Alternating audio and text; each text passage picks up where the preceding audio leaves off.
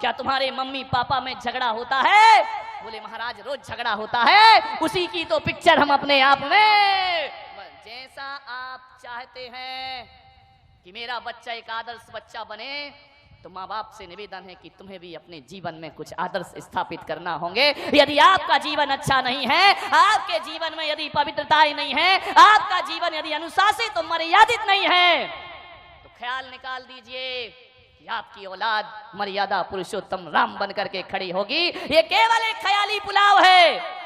हमें आज के बच्चे इतने होशियार हैं, इतने होशियार हैं कि जो अकल तुम लोगों को 18 साल में आई है, वो अकल बच्चों को 5 साल में आ गई है। ध्यान रखिए, इतनी आज एक्स्ट्रा हो गई है आज की ये जनरेशन, इतनी ज्यादा आधुनिक हो गई है, इतनी ज्यादा आगे बढ़ चुकी है युवा पीढ़ी।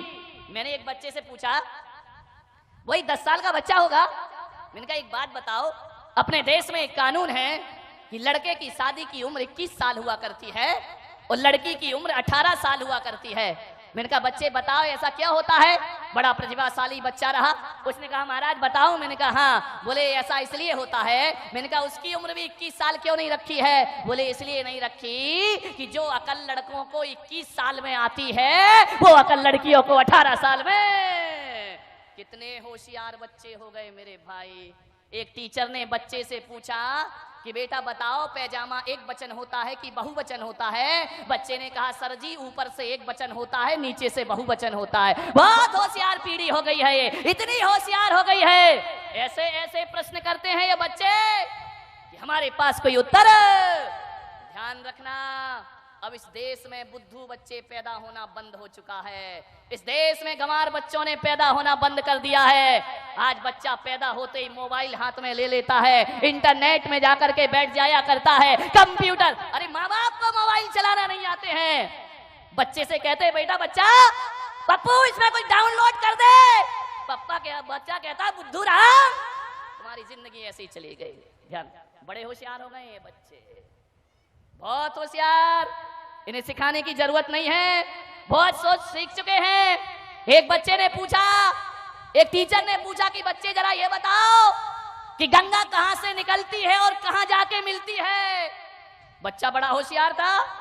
बच्चे ने कहा हमारे पिताजी ने कहा है कोई कहीं से निकले किसी से मिले तुमको कुछ लेना देना नहीं है, इस लफड़े में बिल्कुल मत पड़ना, कौन कहां से मिला और कहां किससे जाकर के मिला।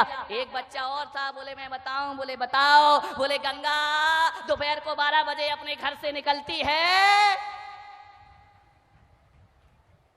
और कौन बोला? उमेश भिंडी से जाके मिलती है। ध्यान रखिए, विचार करें। यहां बहुत होशियार हो गए हैं बच्चे।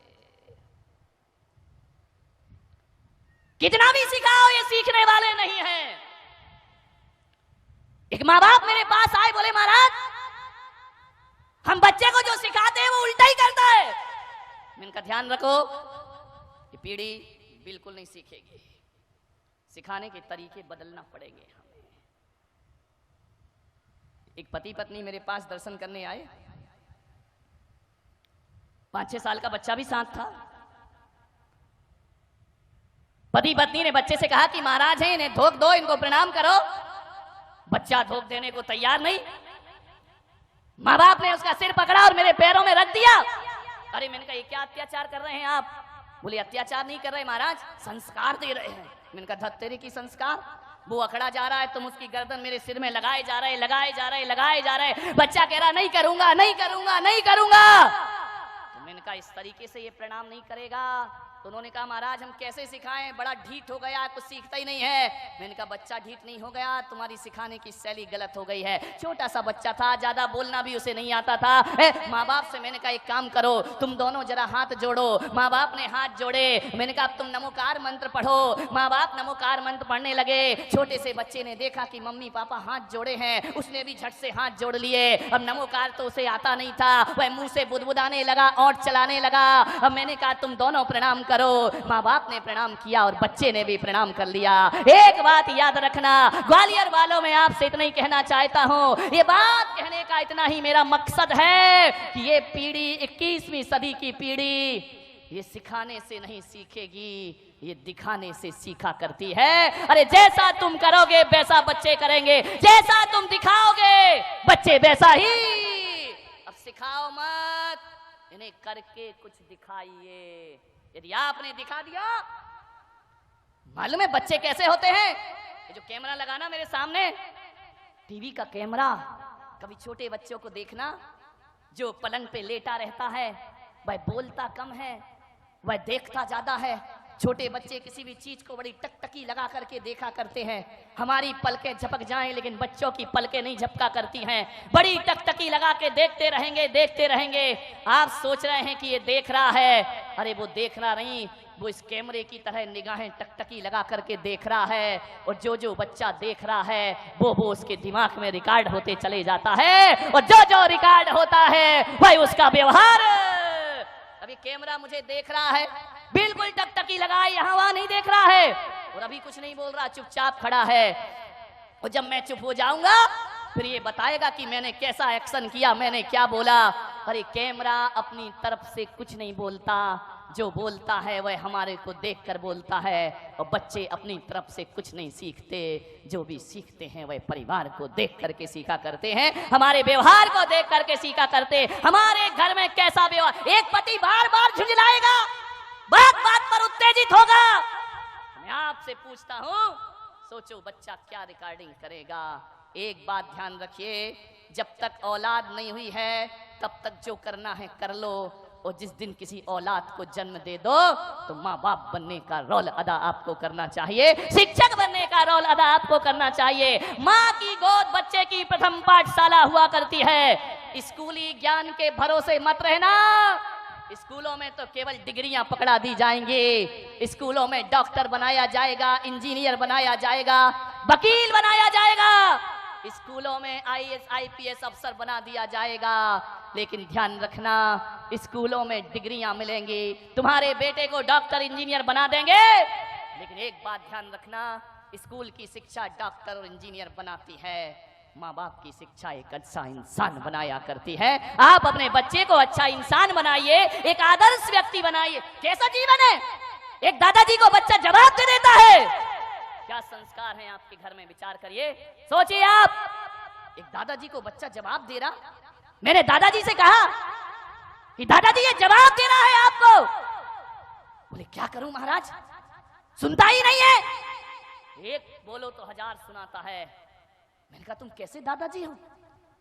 बोले महाराज पूरे जीवन में मेरे बच्चे ने कभी मुझे जवाब नहीं दिया होगा, जो पोता मुझे जवाब देता है। मैंने कहा एक काम करो, जब ये तुम्हें अनर्गल बोले हो, जब तुम्हें जवाब दे, एक चांटा गाल में जोर से बच्चे को मार देना चाहिए। बोले महाराज कई बार मन होता है लेकिन मारने की हिम्मत नहीं होती। मैंने कहा क्यों? बोले मुझे डर लगता है कि बच्चा पलट के मुझे चांटा ना मार दे। आप सोचिए, विचार करिए, क्या संस्कार दिए हैं आपने। अरे तुम्हें दादाजी होने का हक किसने दे दिया कि एक पोते से आपको डर लगता है? नहीं मेरे भाई, ऐसे बच्चे एक आदर्श व्यक्ति तो नहीं बन सकते हैं। यदि एक दादाजी और एक बाप अपने बच्चे से कुछ कहने में डरता है तो समझना वो ऐसे आत्मघाती संस्कार दे रहा है कि आज बच्चा माँ बाप पर धौंस जमाता है, कल मोहल्ले में जमाएगा, परसों समाज में जमाएगा, और एक दिन तुम्हारा बेटा आदर्शवादी बेटा तो ना बनेगा बल्कि आतंकवादी बेटों में उस बच्चे का नाम शामिल हो जाएगा। आपसे मेरा निवेदन है, इतनी जुर्रत बच्चे की नहीं होना चाहिए कि वह माँ बाप को पलट करके जवाब दे सके। ध्यान रखिए, कैसे होगा ये? जब पति पत्नी रात दिन झगड़ते रहेंगे, लड़ते रहेंगे, जब आप अपने माँ बाप को जवाब देंगे तो औलाद भी तुम्हें जवाब देगी। ध्यान रखिए, बच्चे वही करते हैं जो तुम करते हो। ध्यान रखिए, आप सोचते हो कि बुढ़ापे में हमारा बच्चा हमारी सेवा करे, एक अच्छा बेटा बने, तो आपसे मेरा निवेदन है कि आज से ही अपने घर में बुजुर्गों का सम्मान करना सीख जाइए। अरे मैं कहता हूं कि अपनी भाषा पर विशेष ध्यान दीजिए।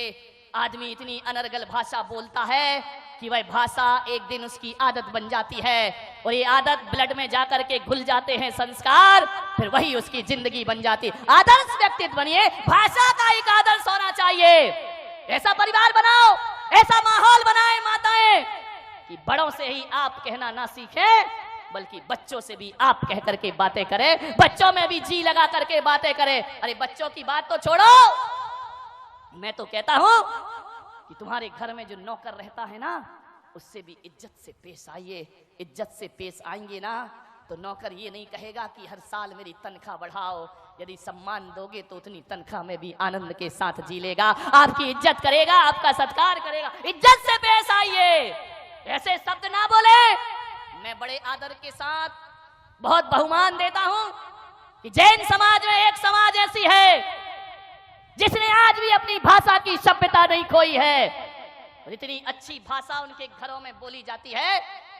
मैं कोई पक्षपात नहीं कर रहा हूं, मैं पूरे देश में घूमा करता हूं, लेकिन कह सकता हूं कि जैन समाज में खंडेलवाल जैन समाज वो समाज है जहां बोली में आदर्श हुआ करता है, बोली में सभ्यता हुआ करती है।